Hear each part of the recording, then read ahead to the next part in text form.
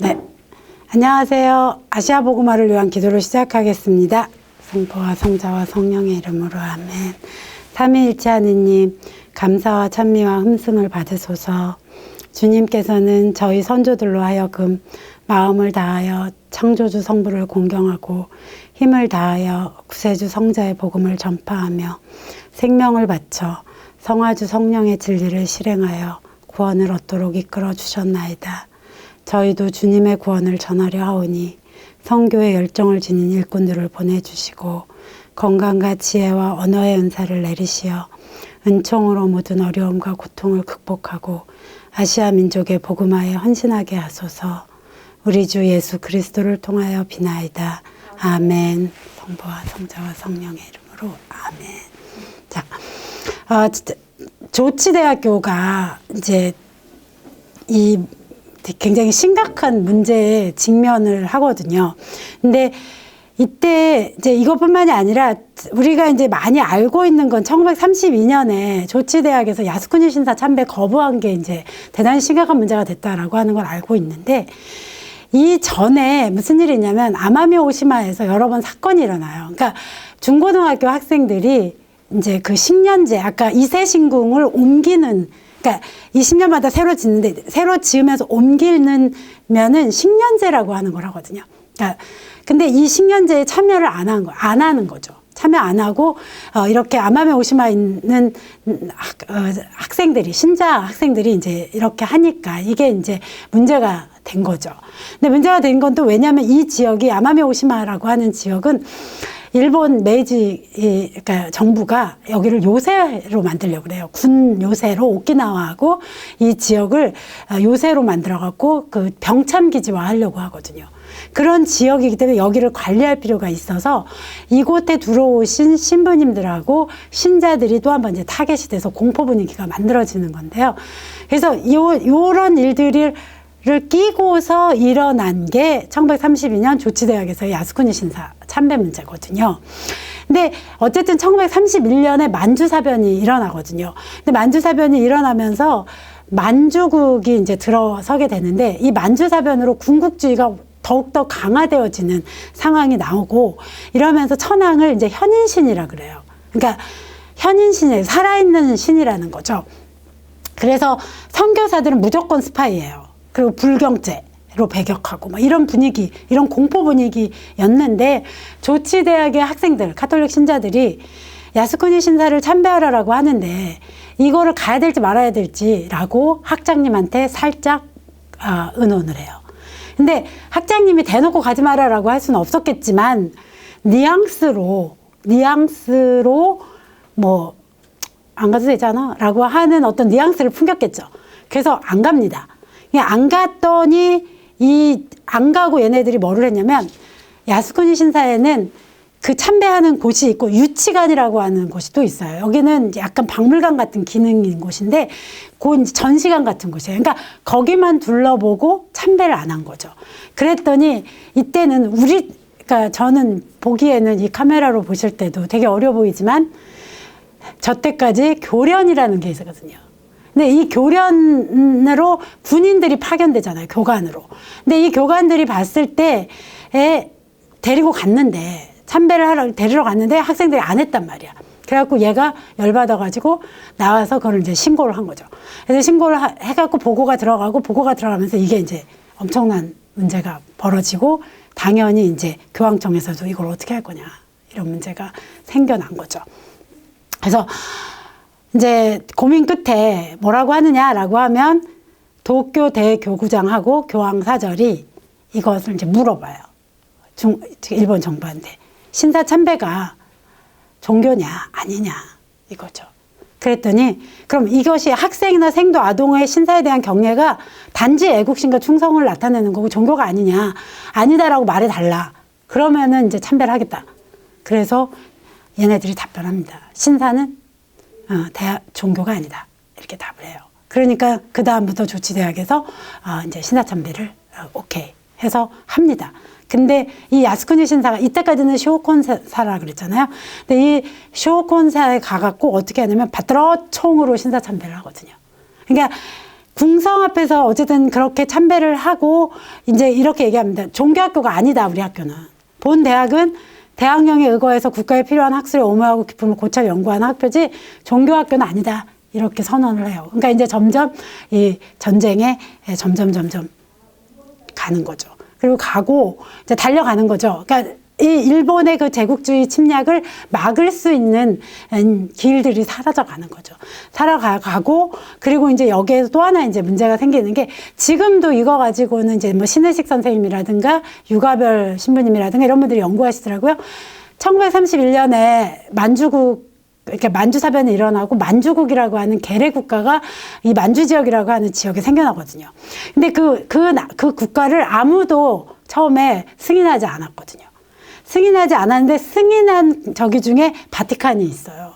근데 바티칸에서는 이거를 국가로 인정한 건 아니다 이렇게 얘기해요. 왜냐하면 국가로 인정했다면 국무원에서 가는데 그게 아니라 포교성성에서 갔기 때문에 아니다라고 이야기를 해요.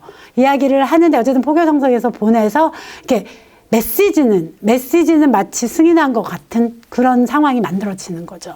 그런데 바티칸에서도 되게 이때도 고민을 했나 봐요. 만주 일대에 조선인을 필두로 해서 신자가 상당히 많았거든요. 50만 정도 되는 그 신자들을 보호하기 위해서는 고육지책을 짜낸 거다라는 거죠. 그러니까 포교성성에서 보냄으로 인해 갖고 이게 교회법상에서는 국무원에서 보내지 않는 한은 인정하지 않은 거고 뭐 이런 조항들이 있기 때문에 그래서 이걸 연구하시는 분들이 있더라고요. 근데 어쨌든 일본은 점점 이 제국주의적 침탈이 가속화되어지는 거죠. 가속화되는 가운데에서 이제 아까 말씀했던 것처럼 교회의 협력이 계속됩니다. 협력이 계속되면서 공동 교서 같은 것도 내면서 이제 일본 정부를 지원하는 거죠. 지원하고 비행기도 주고 뭐 이런 일들을 하거든요. 그래서 중일 전쟁이 일어났을 때도 어쨌든 옹호를 합니다. 이해를 표명하고. 그래서 중일 전쟁이 1937년 일어났을 때도 로마 교황청이라든가 이렇게 인정을 하고 국방헌금도 상납하고 그리고 비오 11세 같은 경우는 반공 친일 성명서도 발표를 합니다. 그리고 일본은 이때 맞춰갖고 이제 뭐 종교단체 법안 같은 것들을 만들어요. 그래가지고 이제 관리하는 거죠. 관리에 들어가니까 학교도 존폐 위기에 처하고 막 이런 상황이기 때문에 굉장히 이제 위험천만한 상황이었다라는 거죠. 근데 이때 이제 유일하게 저항했었던 종교 단체가 하나 있어요. 여호와의 증인 등대사. 여호와의 증인은 다 전원 체포당하고 그러니까 안 하는 거죠. 징병도 거부하고 뭐 이런 일이 벌어져요. 그런데 카톨릭 같은 경우는 이제 1941년 5월 3일에 일본 천주교단 도이 다초주교가 긍정하는 거죠. 그러니까 긍정하는 그런 발언 메시지를 내게 돼요. 그래서 이제 베트남 같은 데에는 일본이 이제 전쟁을 확대시키니까 중일 전쟁 하면서 동남아시아로 확대시켜서 태평양 전쟁까지 가잖아요. 근데 이럴 때 이제 베트남에 가서 베트남으로 이제 프랑스어가 잘 되니까 선교사들을 보내는 거죠. 신부님들을 보내요. 그쪽으로. 그래서 사제나 신사 파견을 요청을 받고 보내고 이렇게 되거든요. 그러니까 이제 일본 교회 안에서도 시국봉사국 뭐 이런 것들을 만들면서 보내게 됩니다. 그래서 그뿐만이 아니라 뭐 마닐라라든가 이런 데로도 계속 가요. 그리고 나서 이제 이 전쟁의 학대일로를 가고 교회도 일정 정도 전쟁에 협력했다라고 하는 협력하면서 가는데 1945년에 패전을 하죠, 일본이. 이제 패전을 하면서 포츠담 선언을 수락을 해요. 근데 포츠담 선언에서는 뭐라고 그러냐면 원론, 종교 및 사상의 자유, 그다음에 기본적 인권의 존중은 확립해야 한다가 10조거든요. 그렇기 때문에 패전 후에 미군정이 들어오고 가거든요, 일본으로. 미군정이 들어가서 GHQ가 가장 먼저 한 것 중에 하나가 국가신도하고 종교단체법을 폐지시켜요. 그러니까 종교의 자유를 인정하라 이거거든요. 그래서 정치적, 사회적, 종교적 자유에 대한 제한을 제거하는 각서, 신도지령이다라고 얘기하는데 이걸 통해서 국가신도를 해체시키면서 모두에게 종교의 자유를 인정하거든요. 그러면서 참배의 자유와 모든 종교를 지키는 자유를 선언하고 장래 이것을 보증하지 않으면 안 된다. 그래서 동시에 극단적인 국가주의적 군국주의 및 반민주주의적 조직과 여러 운동의 종교의 가면을 쓰고 그 그늘에 숨는 것은 용서할 수 없다. 이 사실을 일본인들에게 명시해야 된다라는 거죠. 그러니까 다시는 신사를 국교로 이렇게 가져가는 일이 있어서는 안 된다라고 하는 조항을 만든 거예요. 그래서 5월 3일에 일본국 그 평화헌법이 시행되거든요. 그래서 3장 20조에서 이렇게 말해요. 종교의 자유는 어느 누구에게도 보장한다. 어떠한 종교단체도 국가로부터 특권을 받거나 또는 정치적 권력을 행사해서는 안 된다. 그래서 국가 및 모든 국가기관은 종교교육과 그 밖에 어떠한 종교적 활동도 해서는 안 된다라고 하는 이 헌법을 만들어요. 그렇기 때문에 지금도 일본의 우익들이 이 헌법, 평화헌법 구조를 어떻게든지 개헌하려고 하는 움직임을 현재 보이고 있고 굉장히 계획적이고 착착착착 진행을 하고 있죠. 그래서 이게 이제 문제라면 문제인데, 사실은 이제 또 하나는 우리가 그 한일 주교 교류 모임도 있잖아요. 25주년 이번에 이제 자료집도 나왔는데, 이 한일주교 교류 모임을 이제 처음 시작하신 분들이 이문일 주교님이라든가 이런 분들이 처음에 역사 문제를 가지고 시작을 하거든요. 근데 한국하고 일본하고 사이에서 이 역사 문제가 너무 심각해갖고 사이좋게 지낼 수가 없는 거야.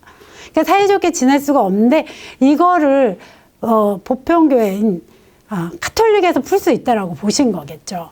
그래서 이제 접근을 하신 거고, 저는 굉장히 정말 그 카톨릭이 왜 사람들이 카톨릭 신자가 되어야 하는가라고 하는 생각을 하지 않을 수 없는 대목이다라고 생각을 하거든요. 그 부분이. 근데 이 이제 전쟁에 협력했다라고 하는 게 한국하고의 관계에서도 꼬이고 중국하고 관계에서도 꼬이잖아요. 그래서 한중일이 되게 묘한 관계에 놓이는데 일본은 여전히 우익의 힘이 굉장히 크잖아. 전쟁이 끝나고 난 다음에 이제 이 냉전이 고착화되어지면서 공산주의에 대한 그 반감 때문에 일본이라고 하는 나라의 전범들을 다 되살려줬잖아요, 미군이. 그러면서 얘네들이 다 지금 정권에도 그 뿌리를 그 사람들이 잇고 있는 거죠. 그러니까 그 사람들을 해결을 했어야 되는데 해결을 못하고 남았고, 그래서 여전히 과거 역사에 대한 반성이 없는 상황이다라는 얘기예요. 근데 일본 카톨릭도 과거 역사에 대해서 문제의식을 가지고 있었다라고 보기는 어려워요. 되게 오래도록 그 사실에 대해서 언급하지 않거든요. 그리고 일본 교회가 전쟁에 참여했었던, 그러니까 국방 헌납하고 국방금 내고 비행기 헌납하고 이랬던 사실들을 말하지 않았던 거죠. 그런데 여기에 이제 변화가 오는 거는 언제냐면 1986년이에요. 1986년에 이 시라야나기 세이치 주교님이 전쟁 책임을 고백하거든요. 근데 이것이 가능할 수 있었던 데는 1985년에 FABC가 있어요. 아시아 주교 모임이 있었고, 주교 교류 모임이 있었고, 시라야나기 세이치 주교님 같은 경우는 제가 이번 논문에서도 썼지만 김동원 비오 신부님한테 영향을 미쳐요. 김동원 신부님이 신학교 다닐 때 시라야나기 세이치 주교님이 오셨대요. 그래서 그때 오셔가지고 본인이 내 과거 국가의 역사에 대해서 반성한 모습을 보면서 굉장히 많은 어떤 감명을 받으셨나 봐요. 그게 나중에 이제 김동원 신부님이 중국에서 한중일 주교님들을 모시고 안중근 의사의 기념 미사를 열는 걸로 연결이 되거든요. 그렇기 때문에 저는 이제 앞으로 시라야나기 세이치 주교님에 대한 글을 좀 써보려고 지금 마음을 먹고 있는데, 이 시라야나기 세이치 주교님이 전쟁 책임을 처음으로 고백합니다. 물론 이에 앞서서 1967년에 일본 개신교 단체 기독교단 의장인 스즈키 마사이사가 처음 고백을 해요. 그러니까 제2차 세계대전 때 일본이 기독교단이 전쟁에 책임을 지고 있다라고 하는 고백을 하거든요. 그러니까 이게 굉장히 빨리 일어난 거예요. 일본은 이 전쟁 책임에 대해서 아직도 반성하지 않는 상황인데 1967년에 어쨌든 일본의 그런 조직 속에서는 거의 처음으로 이 일본 기독교단에서 했고, 그 다음에 카톨릭에서 1986년에 시라야나기 주교님이 하셨어요. 근데 물론 여기에는 여러 가지 요인들이 있어요. 1970년대에 한국 문제를 놓고 일본하고 한국의 카톨릭 교류가 있었고요. 정평협 교류가 굉장히 중요한 의미를 띄어요. 이런 것들도 있었고, 또 하나는 빼놓을 수 없는 게 1981년에 교황 요한 바오로께서 오시죠. 일본에 가거든요. 일본에 와서 히로시마에 가세요. 히로시마 평화기념공원에 가셔갖고 9개 국어로, 9개 언어로 평화 메시지를 내시거든요. 그래서 과거를 돌아봐야 한다라고 하는 얘기를 하세요. 그러니까 과거를 돌아보는 것에서 시작을 해야 된다라고 하는 메시지를 내시거든요. 그러니까 이게 이제 굉장히 중요한 영향을 미친 거죠. 그러면서 일본 교회에서 굉장히 적극적으로 과거 자신들이 했었던 일들을 돌아보고 그리고 여러 움직임을 피거든요. 그래서 놀라운 그런 내용들이 상당히 많아요. 그러니까 많고 그 가톨릭에서 낸 메시지가 그 어느 곳에서 낸 메시지보다 굉장히 적절하게, 그러니까 정평협에서 낸 메시지를 보면 아주 적절하고 적합한 그런 내용들을 담고 있고요. 그렇기 때문에 한국인들은 여전히 일본이 반성하지 않는 뭐 이렇게 말하지만 사실은 너무 안 알려져 있는 게 있죠. 그러니까 일본 정평협에서 역사를 바라보는 시각이라든가 일본 교회에서 그 역사를 어떻게 이야기하고 있고 어떠한 노력들을 하고 있는지 조금 더 많이 알려질 필요가 있다라는 생각을 합니다. 그리고 마지막으로 어쨌건 우리는 일본 그리스도교를 이제 선교를 고민해야 되잖아요. 지금까지 일본 교회사에 대한 이야기를 쭉 해가지고 왔는데 일본 교회의 선교가 왜 이렇게 어려울까? 뭐 여러 가지가 있겠지만 우리가 봐왔잖아요. 지금까지 봐왔듯이 오랜 시간 국가에 의한 탄압이 있었던 거죠. 국가에 의한 탄압이 있고 또 1868년에 메이지 유신이 일어나고 난 다음에 국가가 신도를 국교화하려고 하면서 거의 국교화하면서 그리스도교에 대한 이런 사종관을 심어둔 거죠. 이런 것들이 굉장히 영향을 미치면서 개종하기 되게 어렵게 하는 부분들이 있다라는 거죠. 그래서 이러한 사실들은 그렇기 때문에 이런 역사를 이해해야만 일본 교회라든가 신도들에게 접근하는 열쇠가 될 수 있다라고 생각해요. 이런 사종견이 농촌 사회에 굉장히 뿌리 깊게 침투되어져 있고 특히 진종사원이라고 하는 불교 세력들이 사실은 일본의 뭐 장례는 거의 불교에서 치르다시피 하거든요. 근데 이게 깊숙이 침투해서 반기독교 활동을 했었던 것들, 이런 것들이 영향을 미치고 있다. 그리고 또 하나는 일본이 근대 국가가 수립되는 과정에서, 그러니까 메이지 유신 이후에 국가 수립 과정에서 역시나 기독교에 대해서, 그러니까 종교의 자유를 이야기하면서 외부에서 문제 제기가 들어왔다라는 거죠. 이게 이제 굉장히 일본인들로 하여금 또 하나 거부 반응을 갖게 한 그러한 요인이기도 하다. 그리고 교회 같은 경우는 이제 특히 프로테스탄트 교는 도시 지역의 그런 중산층 이상의 이런 사람들을 대상으로 한 선교를 했기 때문에 사실은 조금 더 시골로 갈 필요가 있는 거죠. 농촌으로 들어가서 침투 깊게 농촌 사회로 들어가서 선교를 할 필요가 있다. 그리고 지금도 일본에서 이 평화헌법을 개헌하려고 하는 사람들의 논리 중에 그리고 야스쿠니 신사라든가 이런 신사를 계속해서 가져가려고 하는 사람들이 하는 얘기가 그거거든요. 미군이 만든 거다라는 거예요. 그러니까 일본은 국수주의가 굉장히 강하고 국학이라고 하는 게 이게 역사가 되게 깊어요. 그래서 자신들의 일본틱한 거, 그러니까 일본이라고 하는 정수 이걸 지키려고 하는 움직임이 굉장히 강한데 이거를 전쟁에 지면서 1945년에 전쟁에 지면서 미군정이 들어왔고 그 미군정이 들어와서 만들었더라는 거죠. 종교의 자유를 인정했고 그런 신도지령을 발해서 야스쿠니 신사에 대한 참배라든가 국가 신도에 대한 이런 금지 못하게 하는 이런 제도를 만들었다라고 하는 것도 또 하나 일본인들을 되게 불편하게 하는 요인에 있다. 그렇기 때문에 저는 카톨릭을 외세 종교다라고 바라보는 것들을 무너뜨리는 게 필요하다라는 생각이 들어요. 그러니까 중점을 어디에 두느냐인 거죠. 그러니까 어떤 보편교회다라고 하는 것, 이것들을 설득하는 거, 이런 것들이 필요하지 않을까? 뭐 이런 생각들도 들고요. 그리고 또 하나는 선민의식하고 이 자부심? 이 그리스도교 신자들이, 그리스도교도들이 가지고 있는 그것에 대한 거부 반응도 크다라고 그래요.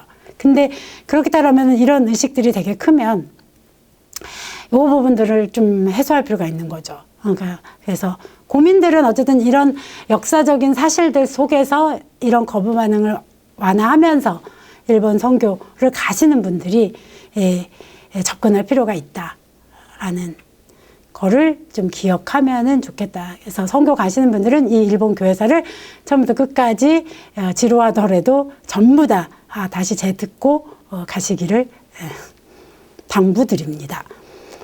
자, 지금까지 일본 교회사 몇 강이었는지 잘 기억이 안 나는데 긴 시간 함께 해주신 여러분에게 감사 말씀 전하면서요. 영광송으로 마치겠습니다. 성부와 성자와 성령의 이름으로 아멘.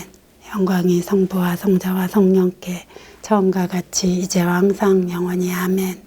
일본 교회의 성인들이여 일본 교회와 복음화를 위하여 빌어주소서.